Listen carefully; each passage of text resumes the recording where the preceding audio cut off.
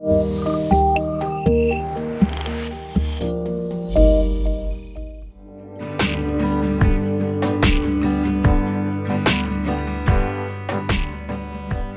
storytelling in spaces, why I created Feminine Harbor, which is a small social profit in the community, and whose stories I chose to center and how. So the why and the how to me is really important.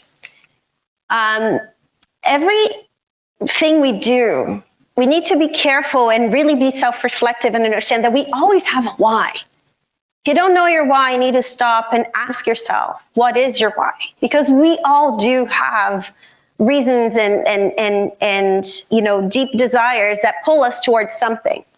My why, I was looking for community.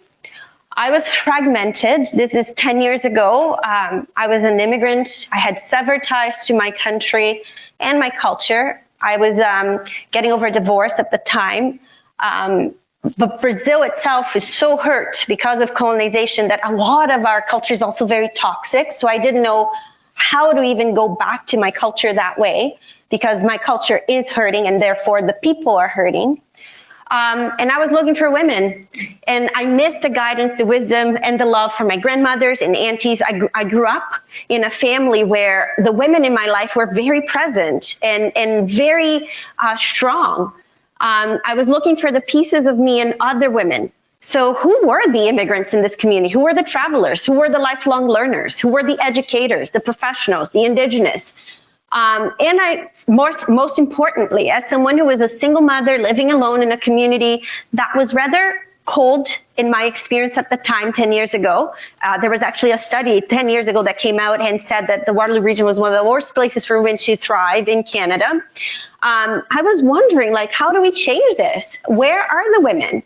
And I wanted my daughters, most of all, I have 2 little girls, as you heard, and I want them to be able to look up to more women than just me. I don't believe in the narrative that I'm the sole, woman of their lives and the mummy narrative that Western culture has created. I want my daughters to look up to strong, loving learners who are also female.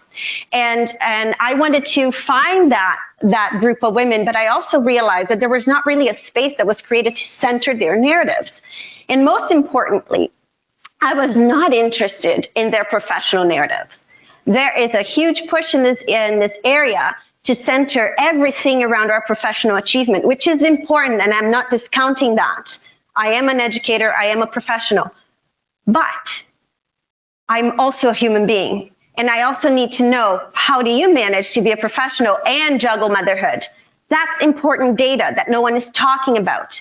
That is important. How do you negotiate space when you have perhaps severe pain during your menstrual cramps? That is important information if you're a woman, because that's part of our human reality as women. And I was interested in all of that. Some of the stories that have come from Feminine Harbor were about stillbirths and continuing on with the journey of working and getting over that. That is the life, and those were the stories that I was worried about, because we were losing those stories, being buried in this environment that only focused on professional achievement. So I wanted to create a space that centered those stories, their human stories, despite being professionals, despite being strong women. I was interested in their humanness and their hope and their ability to be resilient. So that's what I did. And through my Master's of Education, I studied female leadership in education, because again, 10 years ago, some of the studies that I was reading was showing, and it's changed since, but it was showing how women were, the UN at the time said that for any organization to function and have a decent number of female leadership, it should be at the very minimum 25% female leaders in any organization. And all of our industries in Canada were falling below that line. And I said, well, there's one industry that isn't, which is education. We have lots of strong female leaders in education. And I simply wanted to understand what was going on in that ecosystem of education that allowed women to thrive. People laughed at me at the time because they said, well, it's obvious, it's education. I said, it's not obvious. There are some sort of conditions going on there that allow those women to thrive as leaders. And unless we can replicate those conditions, or at least understand them, we're not really changing anything. We're just continuing to replicate the same systems, hoping that women continue to achieve in the same manner as men. I'm not interested in that. I want women to have center stage. So some of the people who shaped my thinking, and I just like to put that out there because it's really important that, you know, you understand it's not just women that I studied. There are lots of fantastic men doing beautiful work that are important. There's important for that narrative to be complete. Doctors Grogan and Shakeschaft, they have actually studied women in educational leadership. But Dr. Gabor Mate, his Hungarian Canadian doctor, he, you know, was really looking closely at the myth of normal and trauma, really what's human about us and how trauma shapes our experiences. Dr. Nell Noddings is a huge name on care ethics, which is also something that has greatly influenced me. Dr. Jean Clendini, which you saw earlier. Dr. Brené Brown, the power of vulnerability and personal narratives. And Dr. Jean-Paul Rissoul, who is a great name around Indigenous pedagogy. And those are some of the names that have really influenced my thinking. And with all of that, I also am just a curious human being who's reading other things, who has a life and not just academics. So there's poetic inspiration. There's inspiration that comes from other places. The fact that I was an actress, I wanted to create something that was three-dimensional, four-dimensional. I didn't want my master's to just stop on paper. I wanted to offer something that was alive back to community, that brought community together. I was reading Carl Sagan at the time, and this quote, even though I already had the name for Feminine Harbor, and I already had the name for the Light Stories, which is the event that I created with a paradigm that I created, this quote just felt like, oh, there's a dialogue here. There's a collective consciousness going on, because he talks about how, us being on the universe having this little point of pale light, which is the Earth, and the Earth being the only place known so far to harbor life in the universe. And I thought, oh, we're in sync here, because as we know, we share experiences, right? Depending on where we are, depending on the times that we're living, we're all sharing, similar discoveries and similar narratives. And so it felt really poetic that even though I already had picked the names and understood why I wanted to call Feminine Harbor, and the Light Stories, when I read that, I was like, okay, icing on the cake. So I created something called Feminine Harbor. Feminine Harbor is really a structure, and a structure that reclaims the concept of, structures being masculine, and putting that harbor with feminine was on purpose to say women can create structures of communication and mobility. We can reclaim them, and it can be done through an ethics of care. I mean, a school like the size of mine with 650 students in it is a big harbor of people coming and going and mixing, and people from all over the world. I think in one grade 1 classroom the other day I went in, and within that one classroom of 20 students, there were 12 different languages that were spoken at home. It's a huge harbor, right? We've all arrived from somewhere, and some children are original from this land, but many aren't. And so how can we do that? How can we continue to bring people together through an ethics of care?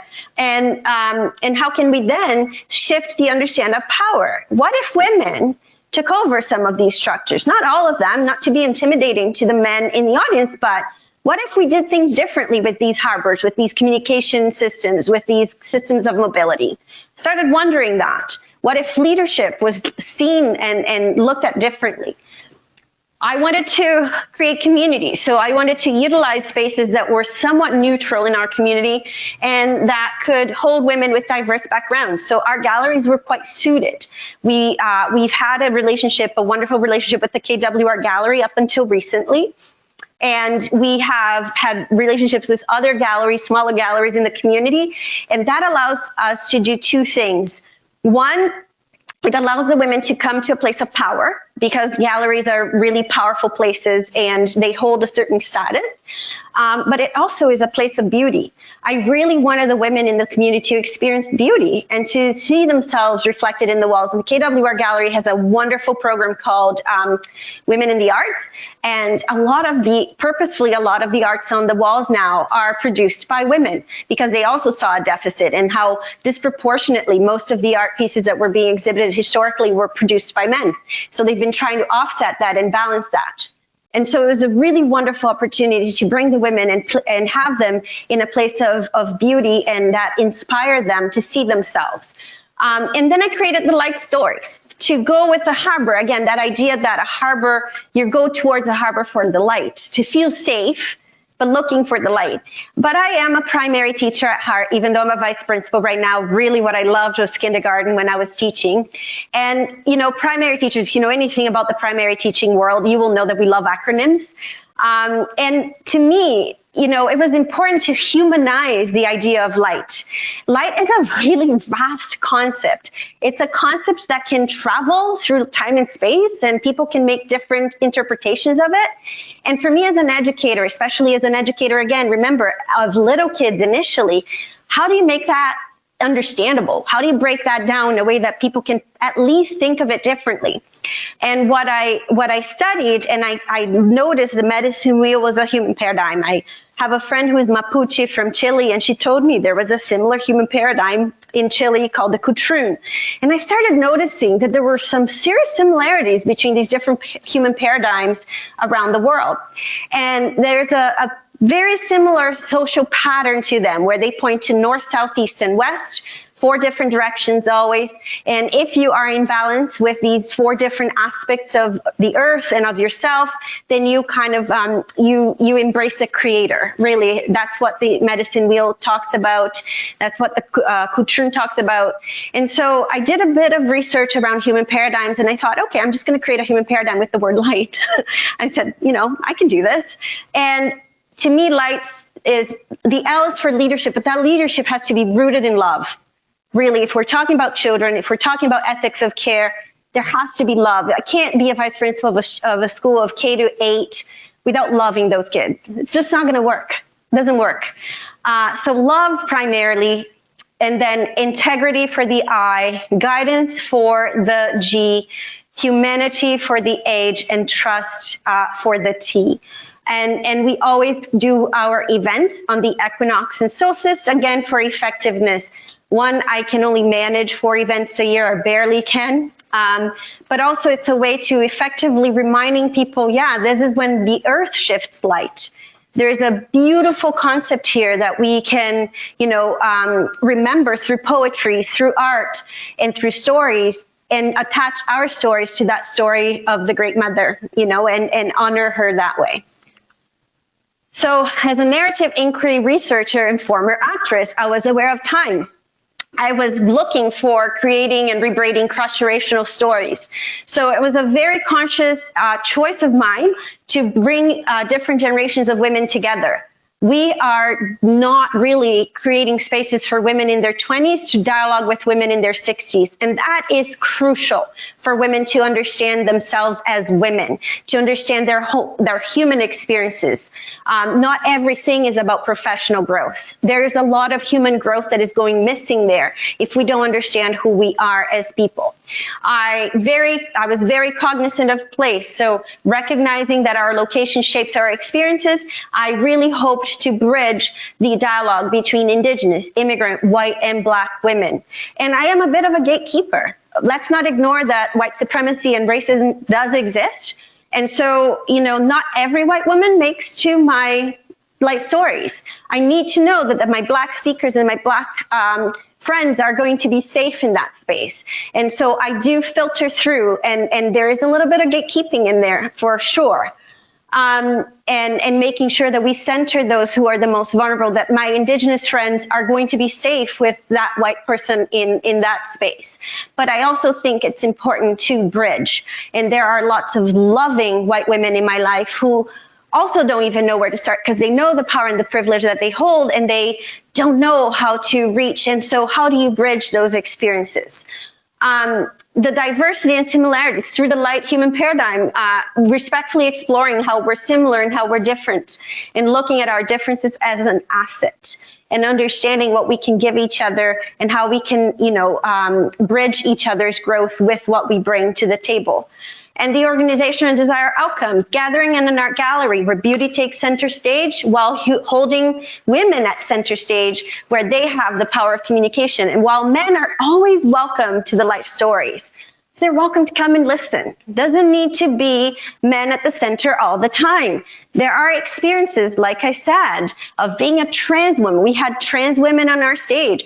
I don't even know what those experiences are like. I also need to take a step back and sit down and listen if I truly want that story and that person to feel welcome and valued in our community. And then to take on that data, that human data, and transfer that back to my community and where I lead, which is a school.